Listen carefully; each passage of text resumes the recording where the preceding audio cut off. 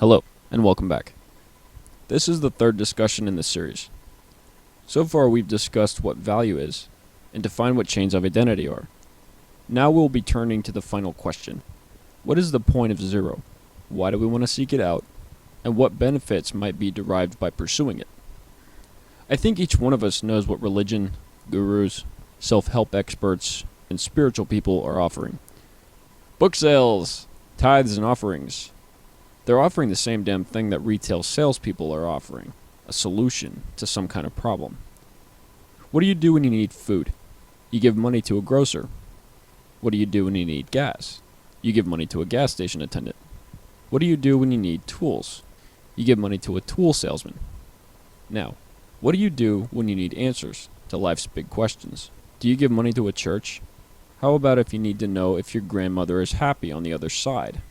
Do you give money to a graveyard? How about you need to know how to find happiness? Well, maybe you go to a bookshop and look at some celebrity motivational speaker's latest book on the subject. You can read the book and put it back. But what if you feel that their product is worth buying? Well, you buy the book. What if you feel the graveyard is a worthy cause to support? You might make a hefty donation. What if you become a convert to a religion and feel it's now your duty to make tithes and offerings? Well, of course, you'll drop a check in the offering plate, or make a contribution to a missionary's love offering. No kidding, they really call it that. I personally call it begging, but that's another story. All these products being offered by these salespeople can't be priced and put on a shelf. They're ethereal. You have to feel motivated to give money. So you're basically paying for a feeling. Now, if you have and do feel these are worthy causes to support, don't let me take that away from you. I don't want to talk about the payment right now. I want to talk about the product. The product on offer is ultimately a feeling. Maybe you just murdered your next door neighbor and you want God to forgive you. You have a need exactly as real as your need for food that you buy from a grocer. It's the need being addressed by the church. Will giving money to the church actually decrease your prison sentence? No. You don't get any physical product in exchange for your tithes and offerings, but you get a feeling that you've done the right thing. It makes you feel good. When you see advertising for a refreshing Diet Coke that a fat chick is chugging on a beach, you feel that you need to drink one of those products, so you buy one. We are presented with needs, and we pay good money to fulfill those needs that we now feel. That is, in fact, how advertising works. Now, we have become entrenched in a lifetime of advertising. The McDonald's has told you that its food is wonderful, and you feel drawn by the sights and smells, or memories you had as a kid scarfing down a Happy Meal. But guess what? Societal norms, expectations, and rules work exactly the same way. Your chains of identity were built this way. For example, let's use the standard feminist rhetoric. Because girls see models in magazines who are thin and beautiful, young girls are being required to look this way too. Of course they aren't, but in the girl's head, maybe they now feel they have a need to be this way, and they internalize that feeling. What about boys? Boys observe what a real man is, a father and a provider. Therefore they internalize a chain link of identity, which says a real man is a father and a provider. Now, once he grows up, the boy feels that they have an inescapable duty to build a family. That internalized chain link is as real to them as cutting their finger. Because they've internalized it, they feel they have no choice but to get married and have a family. If they resist the feeling after internalizing it, they feel like they're sinning, or maybe they feel like they've failed something or someone. They feel that they are shunned by their family, necessarily. And if the grandmother then asks why they haven't gotten married yet, she only reinforces the boy's feelings of self-imposed shame. She has turned illusion into reality. Advertising, religion, the assumed need for happiness, all of it happened after we grew up. As children, none of it existed as far as we knew. We all started at zero and then continued to build chain link after chain link until we now have a head full of unalterable realities which actually never existed in the first place. Societal structures, expectations, modes of behavior, foods, consumer products, pussy, our looks, experiences, money, happiness, etc., etc., ad nauseum. All this shit. It's now an absolute need as far as we can tell. Think about something you want, and then think about the first time you wanted it. Now think about before that moment in time. You didn't even consider it as an issue. You didn't want that. This is the point of zero for that thing. Now think about something you absolutely need, like your next rent payment or a hit of cocaine. At some prior time, you weren't even aware of it, but now needs exist and you don't even remember what being at the point of zero was like. Try to imagine in your own life what it was like before you ever even had the concept of absolute requirement. I know. It was a long time ago. At least, it certainly was for me. So often, we hear people claim that they have the answer for everyone. Stress? I can fix that. Buy my book. Buy my exercise machine. Send me a monthly payment for weekly tips. Buy my meal plan. How about religions? Are you planning to die? Buy my Bible. I can fix that. Feeling like a sinner yet? Good. Pay 10% of your monthly salary 'cause God wants you to. It's all a business. But those problems that we paid to get fixed are still there.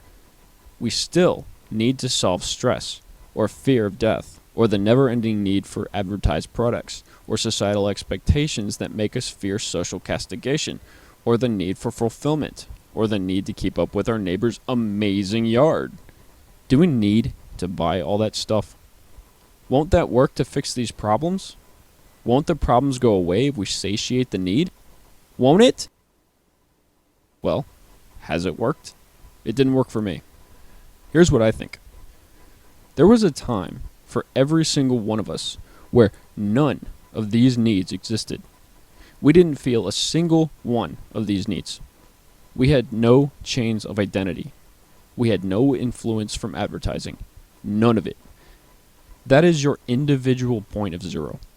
Only you know when that was or what it felt like. Your objective is to return to that point. Can you remember when you didn't know what death was? At least, can you imagine what that was like? Maybe you had a pet dog or aging grandmother who passed away, and that was the first time you felt really, really sad and recognized that those loved ones weren't ever coming back. Before that moment, you didn't know or care what death was. That was your point of zero for death. Can you remember when you didn't know what risk was? Today, you'd probably never consider jumping off of a roof, but I guarantee there was a time you wanted to try it, just to see if you could fly like Superman. That was your point of zero. The point of zero is the point where we were truly, absolutely, and completely free. Now we know better. Now we know that being a husband and father is something we absolutely need to do. We have a duty. Now we know that drinking a Diet Coke is something we need to do after the advertisement made us thirsty. Now we know we need a God to forgive us of sins when we die because we're afraid of an eternal hellish torture chamber. Well, do we? Do we really need any of these things? Maybe. But why do we need these things? Return to zero and ask that same question. Imagine being at your point of zero and ask yourself, do you need a Diet Coke right now? Remember, at your point of zero, you don't know what Diet Coke is, however refreshing it may be. Remember, at your point of zero, you don't know what sin or death is. At your point of zero, all you know is what you directly observe. Return to zero, and you literally feel no need at all. Consider death. How much do you know about death even now?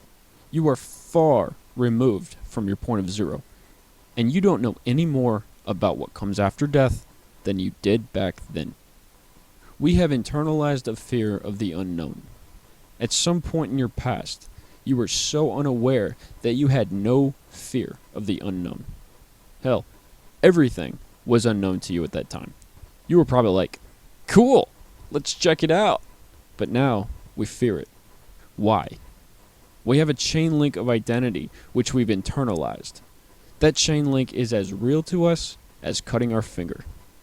Subconsciously, we know that the unknown is something to be afraid of, and death is unknown to us. Therefore, it's something to fear. I discussed how to deal with fear in my video, which I very creatively titled, Fear. Check it out if you want an idea for how to deal with fear. Fear is not as easily disregarded as a need for a Diet Coke. I hope it's clear now what I mean by returning to zero. In fact, it's the ultimate solution for every need you've ever had. Now that's a bold claim. I'm not saying you can live forever without food or oxygen or whatever. We do have physical needs, and we did at the point of zero as well. But the point of zero is the point when we had no internalized needs that didn't actually exist. Our minds have since become defined by hundreds of chain links, as I described earlier, and now we are constantly looking for ways to free ourselves from them. Fact is, oftentimes those chains of identity are as I described. They have defined our identities so completely, we take them for granted. They are real. Again, as real as cutting our finger. Here's something to consider. Have you ever seen those Buddhist monks sitting in the lotus position, maybe humming to themselves, completely free of any cares or concerns, deep in meditation? I recall seeing a news report where a young monk sat motionless after setting himself on fire in protest against some political thing. They're renowned for their ability to go for months without food, climb high mountains with no shoes through the snow, or stand for hours on their fingertips. Amazing abilities these people display. As I understand Buddhism, the core of their ideology is getting rid of desire. Guess what? Every single one of us has been without desire at some point in our lives, and we all have the ability to remember what that was like.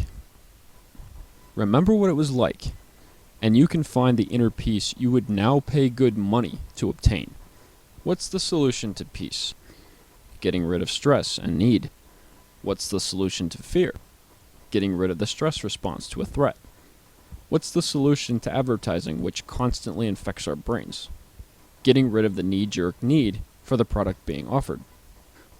What's the solution to societal expectations? Getting rid of an internalized need for approval or acceptance. Guess what? We each, every single one of us, can find these solutions. All you need to do is return to zero. Remember what it was like before the need existed. Yes, the product being advertised existed before you needed it. Remember the time before the need existed, and you can imagine not needing it. That is the key to all these products on offer. It's exactly like saying, if only I could go back knowing what I know now. You can. You can return to that same state of mind and start over. Get rid of those needs you now carry with you and free yourself of whatever need or desire vexes you. It is the ultimate solution to our mental demons. You must take them one at a time, and with persistence, free your mind of those chains of identity and all the negative consequences that those chains bind you with. Return to zero and find out what true freedom really is. Most of us have forgotten what it was. You can reclaim it for yourself. And once you return to zero, you can then live without the chains. Live in your society. Do whatever it is that you do, but with a newfound freedom of mind. Do you really want to move to China and live in a Buddhist temple to free your mind of all these things? Maybe. But most of us probably just want our minds freed up from all the feelings of obligation and stress and fear. We don't want to feel like a failure when we fail. You don't want to feel obligated to do something that you don't really want to do. You can obtain your freedom once again. To return to zero is to free your mind. A free mind is a free man. Even in prison, you can be free.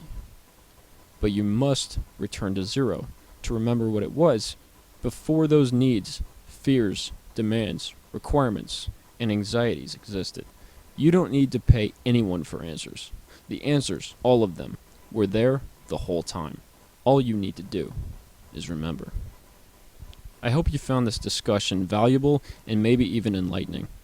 I hope every one of you listening can find a way to return to zero. Live your life not the one someone told you or sold you.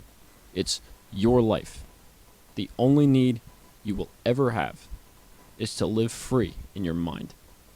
After all, your life is all you will ever really have. Live it well. Thanks for listening.